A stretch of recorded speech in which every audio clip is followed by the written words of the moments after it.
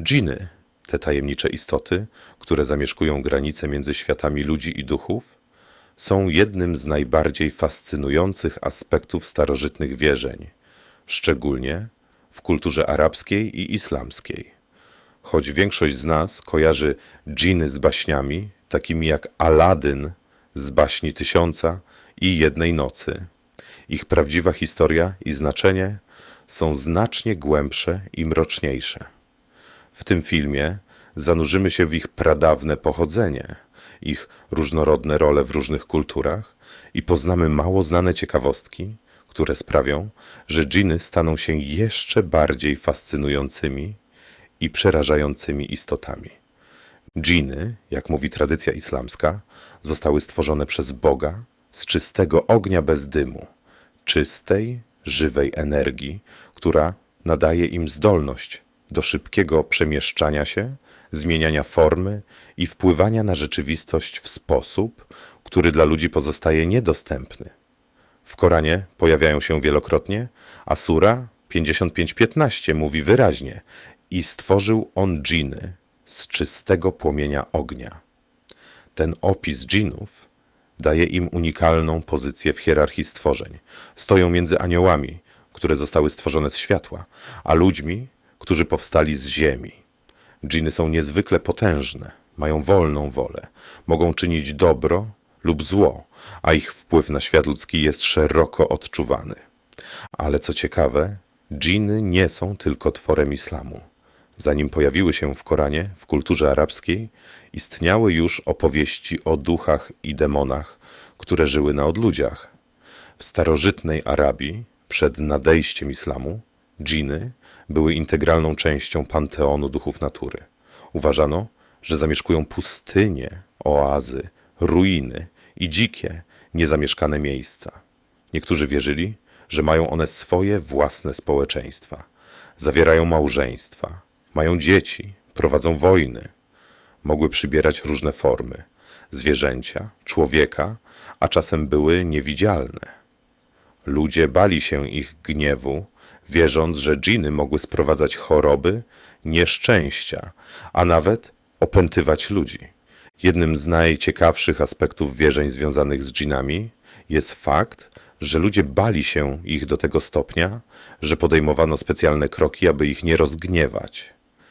Na przykład przed wyruszeniem w podróż przez pustynię Beduini odprawiali specjalne modlitwy, aby uzyskać przychylność dżinów i uniknąć ich gniewu.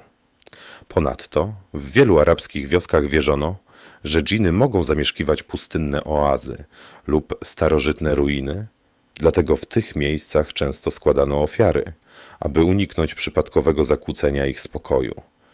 Dżiny jednak nie były wyłącznie złymi duchami. W wielu przypadkach mogły także przynosić ludziom korzyści. Wierzono, że niektóre dżiny pomagają rolnikom w uprawie ziemi, ostrzegają podróżników przed niebezpieczeństwem lub przynoszą deszcz. Ten dwojaki charakter dżinów sprawiał, że były one postrzegane z respektem. Mogły być zarówno sprzymierzeńcami, jak i wrogami.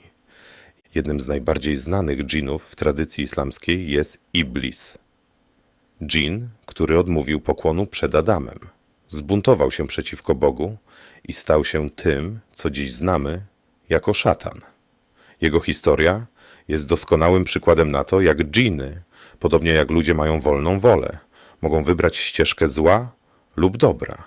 Iblis wybrał zło, a jego bunt uczynił go symbolem wszystkiego, co w dżinach niebezpieczne i złowrogie. W innych kulturach dżiny również odgrywały istotną rolę.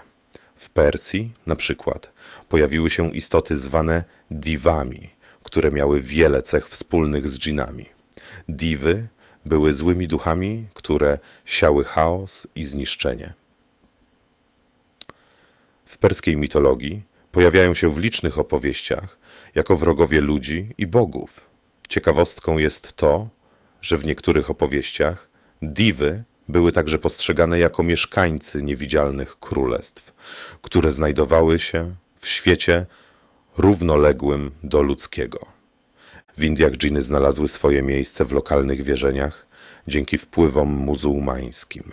W tamtejszej kulturze dżiny były utożsamiane z duchami i demonami, które mogły nawiedzać opuszczone miejsca, wioski i budynki.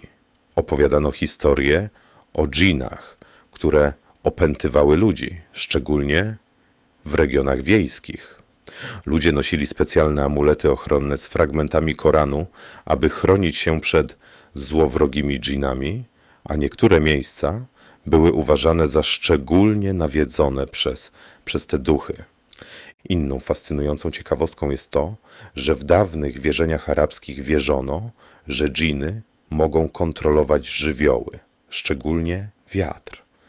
Na pustyniach Beduini wierzyli, że gwałtowne burze piaskowe były wywoływane przez dżiny, które gniewały się na ludzi.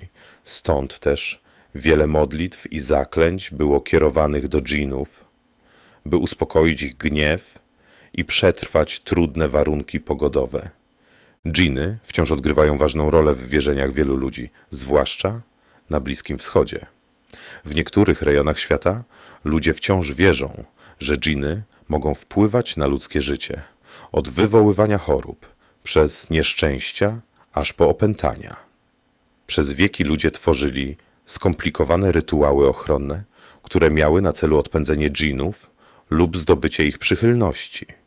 Tradycyjne amulety, modlitwy i zaklęcia nadal są używane w wielu regionach, a historie o spotkaniach z dżinami krążą wśród ludzi, którzy twierdzą, że zetknęli się z tymi mrocznymi istotami. Dżiny są symbolem tego, co nieznane i niepojęte.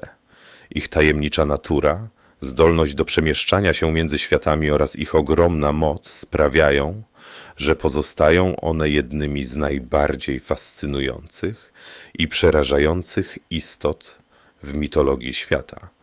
Przez wieki wzbudzały strach i podziw, a ich historie przetrwały do dziś, wciąż budząc grozę w sercach tych, którzy w nie wierzą.